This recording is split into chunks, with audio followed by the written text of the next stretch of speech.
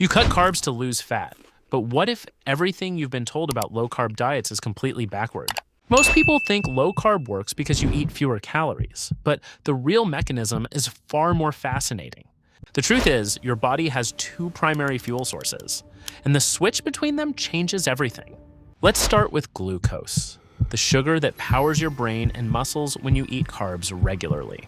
But here's something surprising. Your body stores glucose as glycogen, and glycogen traps water 3 grams per gram. This is why people lose weight fast in the first week of a low-carb diet. It's mostly water leaving the body. But that's just the beginning.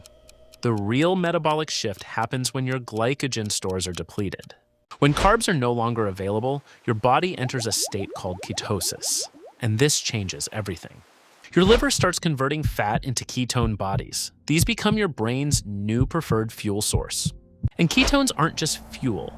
They're actually more efficient than glucose, providing more energy per oxygen molecule.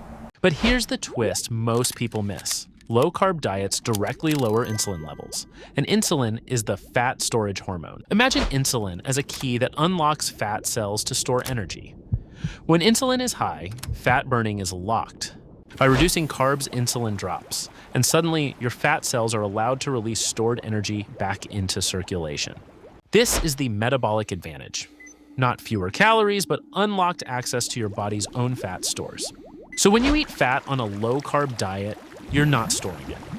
Your body is using it as immediate fuel. This explains why many people eat more fat and still lose weight. The fuel source has changed completely. However, there's a catch. Your body needs time to adapt. This adaptation phase is called fat adaptation. During the first few weeks, you might experience low energy, brain fog, and cravings. This is the adaptation phase. Your brain and muscles are learning to use fat instead of glucose. It takes time to build new metabolic pathways. But once fat adapted, many people report steady energy, mental clarity, and reduced hunger. The science supports this. Let's look at what happens to insulin resistance, a condition affecting millions globally when carbs are restricted. Lowering carbs reduces blood sugar spikes. This gives your insulin receptors a break and improves sensitivity. Improved insulin sensitivity means your cells respond better to insulin, which leads to better metabolic health overall. This is why low-carb diets have been used therapeutically for conditions like type 2 diabetes and metabolic syndrome. But here's something controversial. Not all carbs are created equal. The source and quality matter significantly. Refined carbs like white bread and sugar spike blood sugar fast. Complex carbs like vegetables release energy slowly. The debate isn't just about carbs, it's about how different foods affect insulin metabolism and satiety in your body. So should everyone go low carb?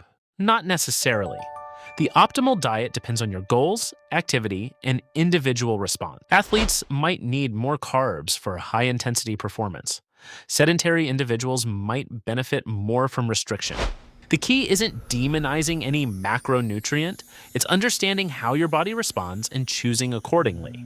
Let's return to that first question. What if low carb isn't about calories? It's about hormonal control and fuel switching. Science shows that low carb diets work, but not for the reasons most people think. The mechanism is metabolic. When you understand insulin, ketosis, and fat adaptation, you stop following trends and start making informed choices. The real victory isn't quick weight loss, it's metabolic flexibility, the ability to switch between fuels effortlessly. Your body is smarter than any diet trend. Learn its language, and you'll master your metabolism for life.